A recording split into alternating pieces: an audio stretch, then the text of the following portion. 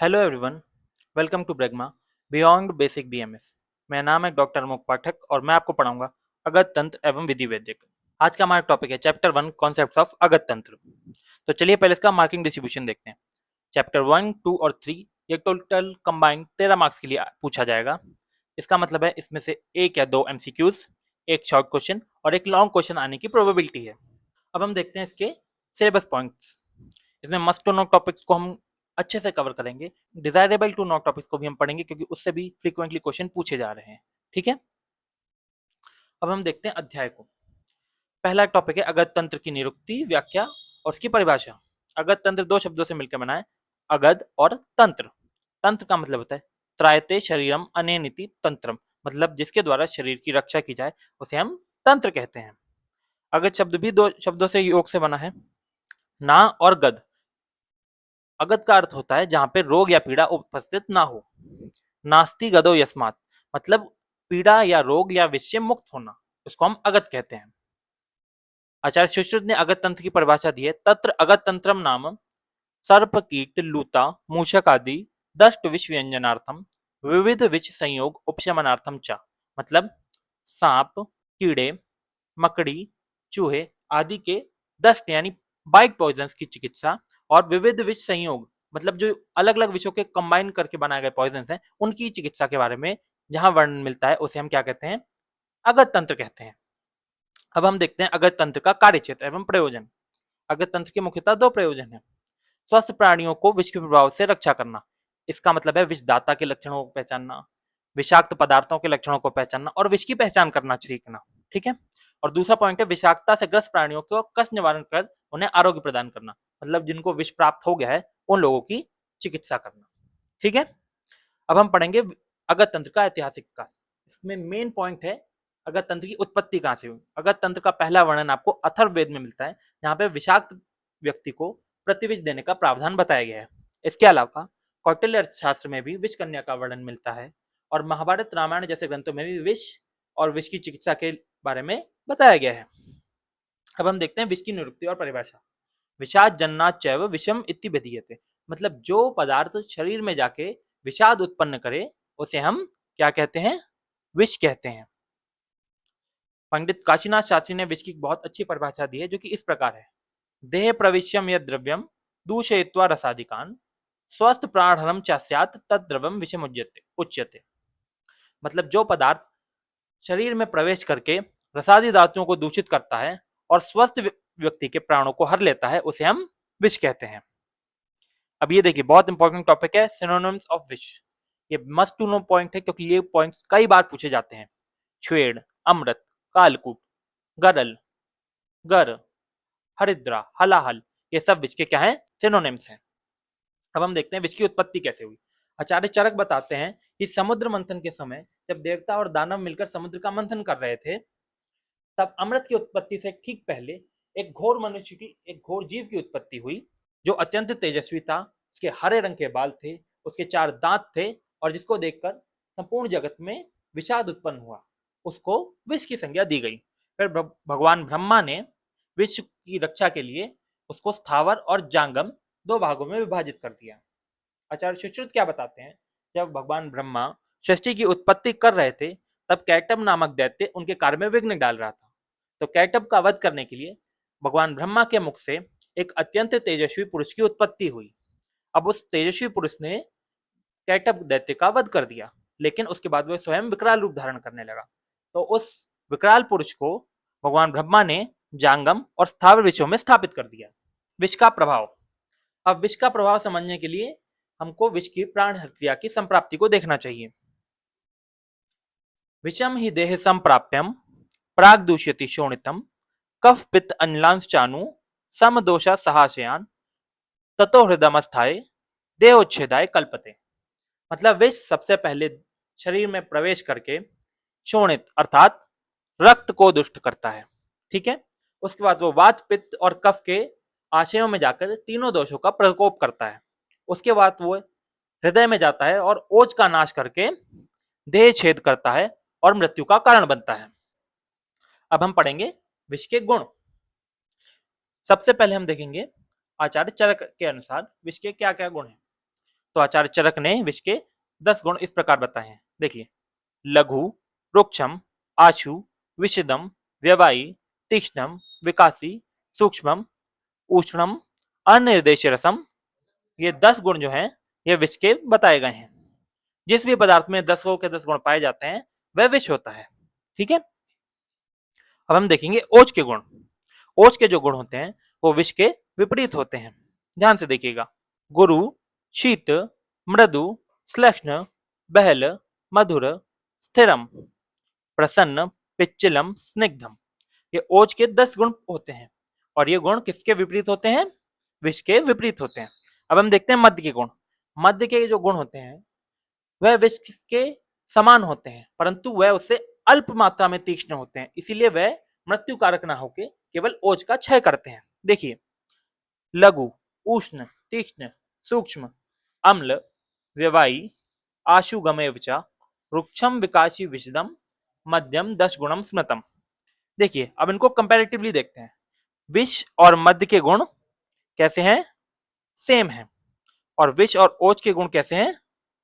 Opposite या फिर antagonist है, एंटागोनिस्ट है। ठीक है, विष और मध्य के गुण देखिए, लघु लघु, और ओज का गुण क्या है? गुरु, बिल्कुल विष का अपोजिट। इसी प्रकार से 10 के 10 गुण विष और ओज के विपरीत होते हैं। ठीक है, अब चलिए देखते हैं विष की गति। अब हमको पता है कि विष 2 प्रकार के होते हैं, जांगम और स्थावर। जो जांगम विष होते हैं उनकी गति अधोगति होती है, मतलब वो नीचे की तरफ गति करते हैं, और जो स्थावर विष होते हैं उनकी ऊर्ध्व गति होती है, वह ऊपर की तरफ गति करते हैं। विष के वेग, विष के वेग 7 बताए आचार्य सुश्रुत ने, जबकि आचार्य चरक ने कितने वेग बताए हैं? 8।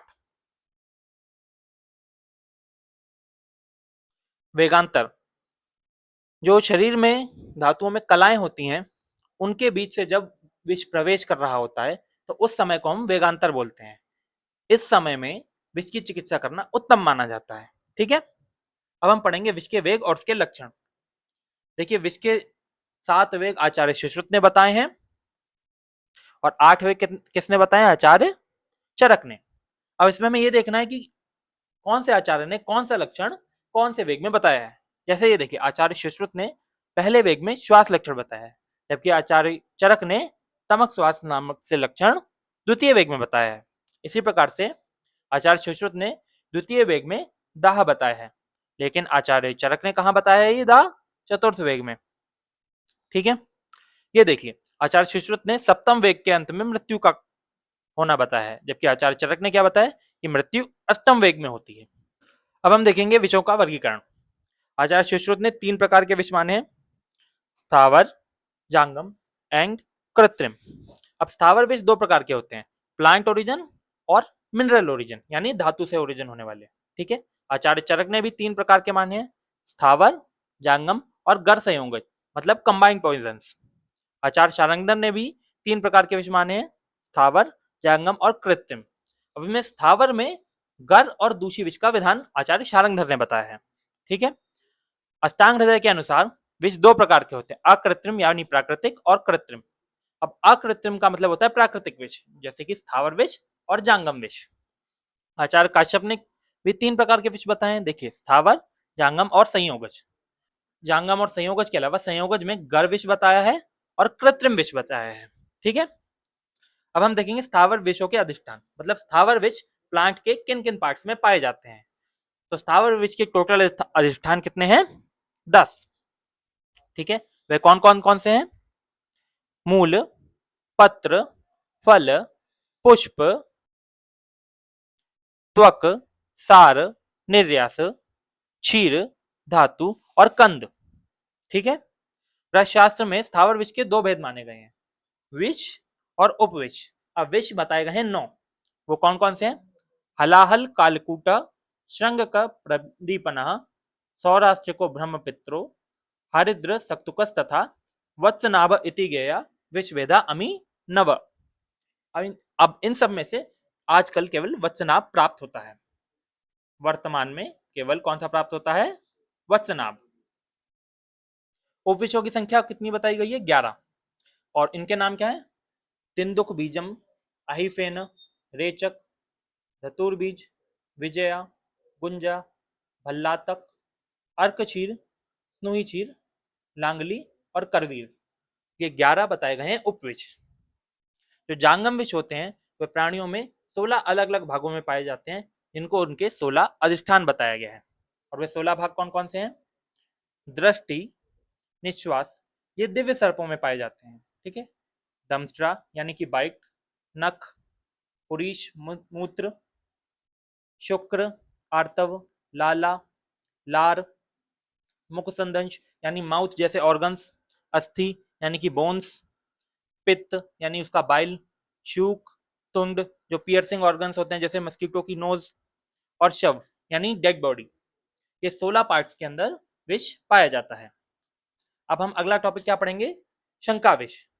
जब हमको ऐसा प्रतीत होता है कि हमको किसी कारण से पॉइजनिंग हो गई है बट रियलिटी में हमको पॉइजनिंग हुई नहीं होती है, तो उस कंडीशन को हम क्या कहते हैं? शंका विष कहते हैं। जैसे मान लीजिए रात के अंधेरे में अगर हमें कोई कांटा चुभ जाए तो हमें ये प्रतीत होता है कि हमको किसी सांप ने काट लिया है, तो हमारे अंदर विष प्राप्त होने जैसे लक्षण उत्पन्न होने लगते हैं, जैसे ज्वर, दाह, छर्दी, मूर्छा, ग्लानि, अतिसार।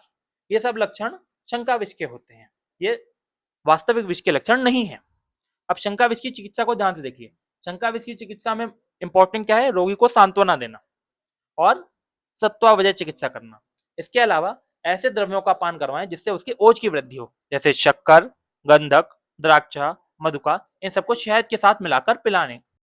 विष संकट, वह काल जिसके समय में विष प्राप्त करने की संभावना ज्यादा रहती है उसे हम क्या कहते हैं? विष संकट कहते हैं। अब विष की प्रकृति पित्त के समान होती है, तो वर्षा एवं ग्रीष्म काल में विष प्राप्ति की संभावना ज्यादा रहती है। इस समय में अन्न, दोष, दूष्य ये सभी विष के साथ मिल जाने से विष संकट को उत्पन्न करते हैं। अच्छा, वर्षा और ग्रीष्म काल के समय में जो पॉइजनस एनिमल्स होते हैं वह भी ज्यादा संक्रमण कर रहे होते हैं या ज्यादा अवेलेबल होते हैं, इसी कारण इस समय में पॉइजनिंग होने के चांस ज्यादा रहते हैं। अगला पॉइंट है विष कन्या।